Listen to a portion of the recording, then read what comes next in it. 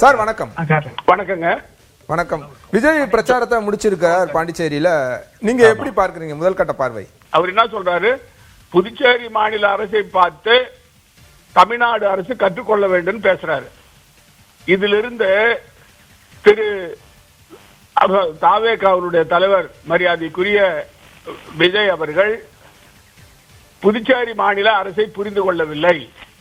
புதுச்சேரி மாநிலத்தில் எந்தெந்த ஊழல்கள் நடைபெறுகிறது, சட்ட ஒழுங்கு எப்படி கெட்டு போயிருக்கிறது, பெண்களுக்கு பாதுகாப்பு இல்லை, மக்களுக்கு வேலை வாய்ப்பு இல்லை, குறிப்பா போலி மருந்து தயாரிக்கிற தொழிற்சாலை புதுச்சேரியில் இருக்கிறது, போலி மதுபானம் தயாரிக்கிற தொழிற்சாலை புதுச்சேரியில் இருக்கிறது, சந்தன கட்ட கடத்தல் மந்திரியினுடைய குடும்பமே சம்பந்தப்பட்டிருக்கு, முதலமைச்சர் ஊழல், அமைச்சர்கள் ஊழல் எல்லாம் பட்டியல் போட்டு நான் சொல்லி இதை பத்தி அவர் பேச மாட்டார். அதே போல அவர் தமிழ்நாடு அரசை விமர்சனம் பண்றாரு. இங்க வந்து புதுச்சேரி மாநிலத்தில் இருக்கிற அவல நிலை, மக்களுக்கு பாதுகாக்கப்பட்ட குடித்தண்ணீர் இல்ல, சாலைகள் இல்ல, சாக்கடை வசதி இல்ல, கல்வியுடைய தரம் கெட்டு போச்சு, மருத்துவத்துறை பாதுகாப்பு இல்லாத இருக்கு, போலி மருந்து தயாரிச்சு கோடியா லஞ்சம் பணம் சம்பாதிக்கிறோம். அதுல பாஜக என்ஆர் கட்சியை சேர்ந்தவங்க எல்லாம் கூட்டு கொள்ளாடிக்கிறாங்கன்னு சொன்னேன்.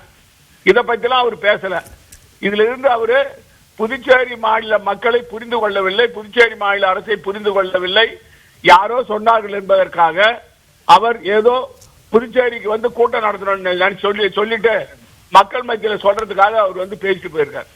இல்ல, அவர் எம்ஜிஆர் தந்த ஆட்சியை இங்க நாங்க தருவோம், நாங்க தமிழ்நாட்டு மக்களுக்கு மட்டுமில்ல புதுச்சேரி மக்களுக்கும் பாதுகாப்பா இருப்ப இந்த விஜய் அப்படின்னு சொல்லி தான் சொல்றாரு. சில வளர்ச்சி திட்டங்களையும் அவர் முன்வைக்கிறாரு. சார், புதுச்சேரி மாநிலத்தில் எம்ஜிஆர் ஆட்சி வந்ததே கிடையாது. தொடர்ந்து காங்கிரஸ் ஆட்சி தான். திராவிட முன்னேற்ற கழக ஆட்சி வந்திருக்கு, இடையில வந்திருக்கு, அதிமுக ஆட்சி வந்திருக்கு. அதனால எம்ஜிஆர் ஆட்சி புதுச்சேரியில எம்ஜிஆர் 1974 திரு ராமசாமி தான் 1.5 வருஷத்துல வீட்டுக்கு போயிட்டாருங்களா? அவர் ஆட்சி அவங்க கட்சிக்காரங்கள கவுத்தாங்களா சார் 1.5 வருஷத்துல? அந்த மாதிரி ஆட்சி கொடுப்பேன்றாரா?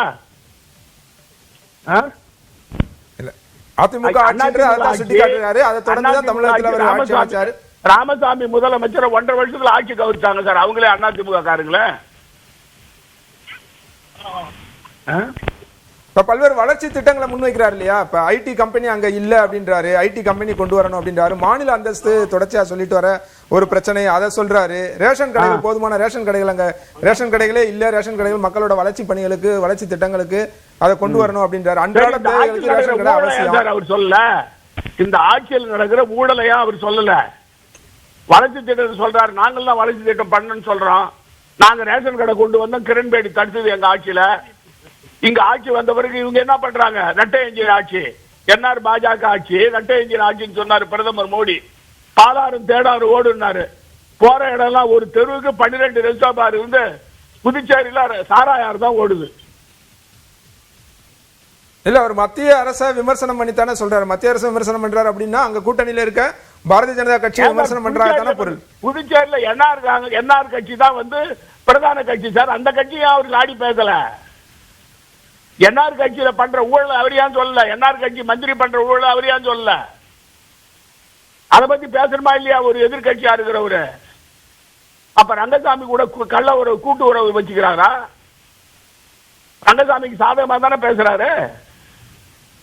அதாவது புதுச்சேரி மாநில அரசை பத்தி தெரிஞ்சு, அதை பத்தி அந்த அரசனுடைய செயல்பாடுகளை பார்த்து தமிழ்நாடு தெரிஞ்சுக்கணும்னு சொல்லும் போது அப்ப இந்த ஆட்சியை பாராட்டி தானே பேசுறாரு.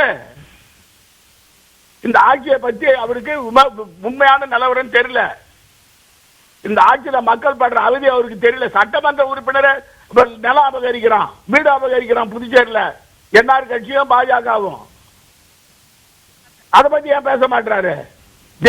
இந்த போலி மருந்து தயாரிச்சு விநியோகம் பண்ணது புதுச்சேரி பூரா இப்ப காட்டு தீ மாதிரி பதவி போயிருக்கு. 2000 கோடிக்கு போலி மருந்து விநியோகம் இங்க மட்டும் இல்ல, உத்தரப்பிரதேசத்துல, டெல்லியில, மத்திய பிரதேசத்துல, பூனாவெல்லாம் விநியோகம் பண்ணிருக்கிறாங்க.